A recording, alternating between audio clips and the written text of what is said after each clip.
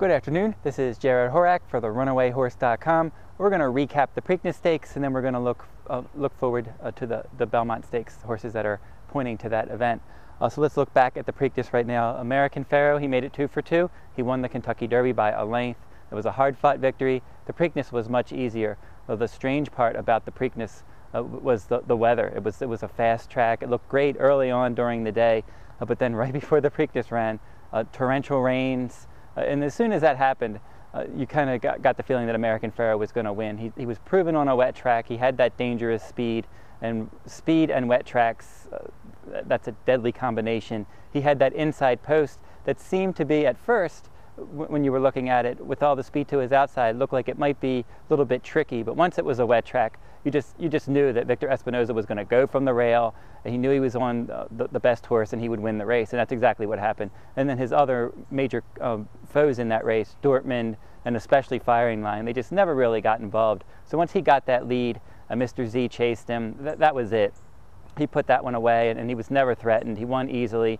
And so now it's on to the Belmont Stakes. He's going to try to win the Triple Crown. But it's not going to be an easy task. We know how difficult it is. We've seen so many horses win the first 2 legs, but not able to get that 3rd leg. You have to go all the way back to 1978 for the last Triple Crown winner. So it's been a long time, and one of the reasons it's so tough is you have a lot of fresh horses going for the race. And American Pharoah, he's already run 4 times this year, so his next start, the Belmont Stakes, will be his 5th start in 12 weeks. That's a lot of races. He got a late start this year. They wanted to start him earlier on, but they had to cram a lot of workouts to get him ready for the Rebel Stakes, the Arkansas Derby, and then he was on to the Kentucky Derby and the Preakness, and now the Belmont. So he's done a lot in a very short time frame, and now he's going to meet a lot of fresh horses in the Belmont Stakes that are going to be dangerous. He obviously has a lot of talent, but we've seen this before.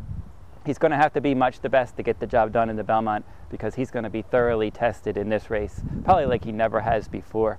I think if you look at the history of the Belmont Stakes now horses exiting the Preakness Stakes, I think in the last 13 years, only one horse that ran in the Preakness and then ran in the Belmont actually won the Belmont, and that was Afleet Alex. I believe that was 2005. So it's very difficult to come back after you've done well in the Preakness and run well in the Belmont.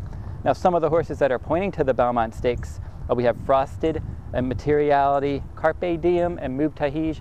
All of those horses, they ran in the Kentucky Derby, and then they skipped the Preakness, and then they're going to come in the Belmont. They're all tough graded winners. Frosted was 4th in the Derby, and he just missed 3rd. And you could argue with some more pace help, he could have won the Kentucky Derby with some more pace help. And then Materiality was undefeated, 3 for 3 going into the Derby.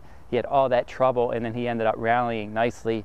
His inexperience really cost him, so he's going to be a fresh factor. A Carpe Diem, 2-time Grade 1 winner. He didn't run his best race in the Derby, but he's more than capable on his best day. Then Move Tahij was so good in Dubai, and it was asking a lot for him to come to the United States and run a big race after all that shipping, and he wasn't disgraced in the Derby, and he's got a lot of ability, and he can run all day. So some of those horses could be serious threats in the Belmont Stakes. Maybe somebody else that could run well, Made from Lucky for trainer Todd Pletcher, and then Conquest Curlinate. They were 1-2 in the Peter Pan Stakes. Now last year, your Peter Pan Stakes won 2 horses, Tonalist and Commissioner. They came back and they finished 1-2 in the Belmont Stakes. So having experience, obviously skipping the Preakness, having experience at Belmont, it's a big factor. So horses exiting the Derby I would look at first, and then maybe the Peter Pan horses after that. So they're going to be big threats to American Pharoah. It should be really an exciting race in less than 3 weeks now. So if you go over to the runawayhorse.com, if you want our Belmont Stakes analysis. Now for the Kentucky Derby, we gave out the $6 exacta and the 50-cent trifecta. In the Preakness Stakes, we had the trifecta as well. So for the Derby, we had $200 was our wagering strategies, and we showed a profit.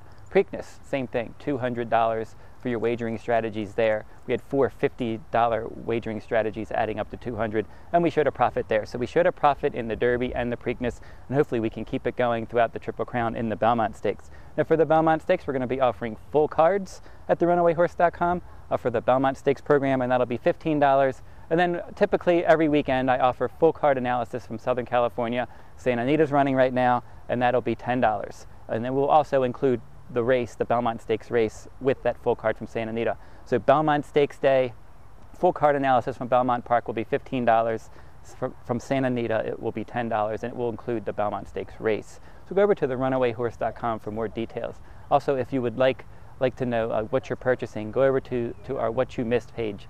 If you go over to the What You Missed page, you're going to see all the full cards that we offer with highlights and everything right there, so you can see what you're going to be purchasing for your money.